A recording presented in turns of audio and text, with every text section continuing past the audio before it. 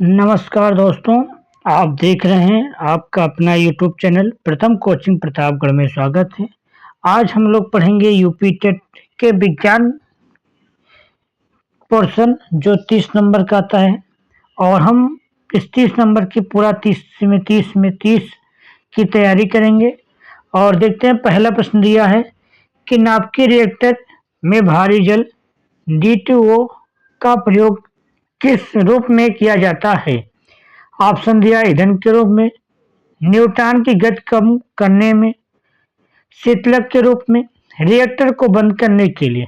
इसका right answer हो जाएगा आपका बी, न्यूट्रॉन की गति को कम करने के लिए रिएक्टर का प्रयोग किया जाता है।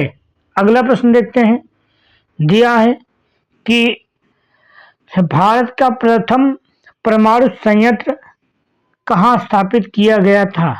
नरोरा उत्तर प्रदेश, कैगा कर्नाटक, तारापुर महाराष्ट्र, कलपक्कम तमिलनाडु। तो इसका राइट आंसर हो जाएगा तारापुर महाराष्ट्र में भारत का प्रथम परमाणु स्थापित किया गया है। अब देखते हैं अगला प्रश्न, सौर अपनी ऊर्जा का निर्माण किस प्रक्रिया द्वारा करता है।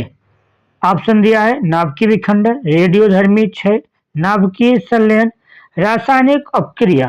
तो इसका राइट आंसर हो जाएगा आपका नाभिकीय संलयन। सूर्य अपनी ऊर्जा का निर्माण जो है वो नाभिकीय संलयन के माध्यम से किया जाता है। अगला प्रश्न है कि हाइड्रोजन बम किस सिद्धांत पर कार्य करता है। नियंत्रित नाभिकीय विखंडन, अनियंत्रित नाभिकीय संलयन, प्रकाश विद्युत प्रभाव, ऊष्मीय आयनन। तो इसका राइट आंसर हो जाएगा आपका बी, अनियंत्रित नाभिकीय संलयन के माध्यम से हाइड्रोजन बम का सिद्धांत कार्य करता है। अगला है प्रश्न दिया है पॉजिट्रॉन की खोज किसने की थी। तो इस ऑप्शन दिया C.D. Anderson, James Chadwick, Rutherford और एनरिको फर्मी। तो इसका राइट आंसर हो जाएगा C.D. एंडरसन ने पॉजिट्रॉन की खोज की थी। अगला है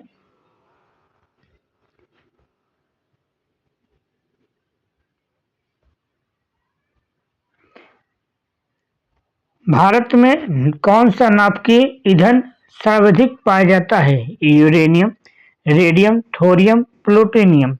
तो इसका राइट आंसर हो जाएगा आपका सी, थोरियम। भारत में थोरियम नाभिकीय ईंधन सबसे अधिक मात्रा में पाया जाता है। अगला है प्रश्न दिया है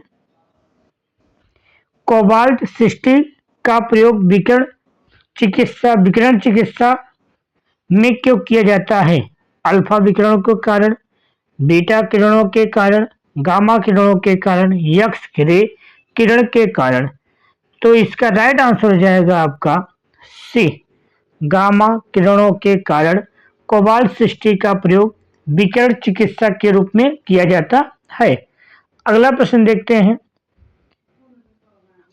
वर्ष 1942 में विश्व युद्ध के पहले परमाणु रिएक्टर का निर्माण किसने किया था। Otto Hahn, Enrico Fermi, Albert Einstein, Niels Bohr. तो इसका राइट आंसर हो जाएगा एनरिको फर्मी ने विश्व के पहले परमाणु रिएक्टर की खोज किया था। अगला प्रश्न है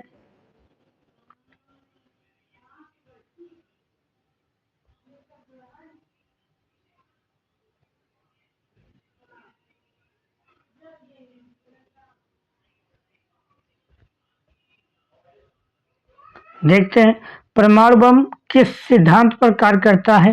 तो इसका राइट आंसर हो जाएगा नाभिकीय विखंडन के सिद्धांत पर परमाणु बम का प्रयोग किया गया है, कार्य करता है। अगला है उत्तर प्रदेश के बुलंदशहर में स्थित परमाणु संयंत्र का क्या नाम है।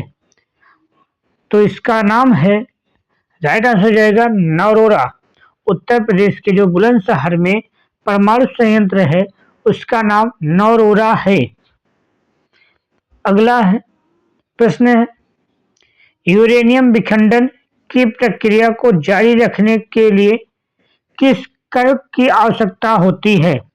तो इसका राइट आंसर हो जाएगा आपका न्यूट्रॉन। यूरेनियम विखंडन की जो प्रक्रिया है इसको जारी रखने के लिए तो हम किसका प्रयोग करते हैं? न्यूट्रॉन का प्रयोग करते हैं, सॉरी न्यूट्रॉन का प्रयोग करते हैं।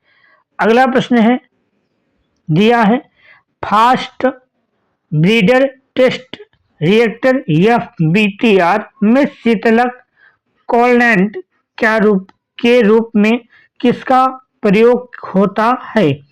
ऑप्शन दिया भारी जल, ग्रेफाइट, द्रवित सोडियम, समुद्री जल। तो इसका राइट आंसर हो जाएगा आपका सी, द्रवित सोडियम जो है इसका प्रयोग फास्ट ब्रीडर टेस्ट के रूप में किया जाता है। अगला प्रश्न है तारों में अक्षय ऊर्जा का मुख्य कारण क्या है? ऑप्शन दिया है, इसका जो राइट आंसर हो जाएगा आपका कि तारों में जो अक्षय कारण होता है ऊर्जा होती है वो हाइड्रोजन का हीलियम में परिवर्तन के कारण यह क्या होता है? अक्षय ऊर्जा का मुख्य कारण होता है। अगला है रेडियोधर्मी पदार्थ की कौन सी किरणें उत्सर्जित करती हैं? तो इसका कौन सी किरणें उत्सर्जित करती हैं? तो इसका राइट आंसर हो जाएगा आपका अल्फा, बीटा, गामा। ये तीनों किरणें जो होती हैं ये रेडियोधर्मी पदार्थ के किरणों में उत्पन्न या उत्सर्जित करती है। अगला प्रश्न है भारत में अणु बम जिसे एटॉमिक बम के विकास में कौन संबंधित है? तो इसका राइट आंसर हो जाएगा आपका तो इस परमाणु बम का जो संबंधित है वो कौन है? डॉक्टर राजा रमन्ना जो है ये अणु बम से विकास के सहयोग से संबंधित है। अगला है मेसान की खोज किसने की थी? मेसान की खोज किसने की थी? तो यह किसने किया था? हेडकी युकावा ने मेसान की खोज की थी। अगला प्रश्न है कि दिया है विद्युत उत्पादन के लिए परमाणु संयंत्रों में यूरेनियम के किस समस्थानिक का प्रयोग किया जाता है? यूरेनियम जो होता है वो समस्थानिक किसका प्रयोग किया जाता है? तो यह यूरेनियम 235 जो है वह विद्युत उत्पादन के लिए प्रयोग किया जाता है। अगला प्रश्न है साइक्लोट्रॉन किस कण को त्वरित करने वाला यंत्र है? तो इसका राइट आंसर हो जाएगा आपका प्रोटॉन। जो साइक्लोट्रॉन है वो प्रोटॉन कण को त्वरित करने वाला यंत्र होता है। अगला प्रश्न है दिया है वर्ष 1938 में नाभिकीय विखंडन की खोज किसके द्वारा की गई?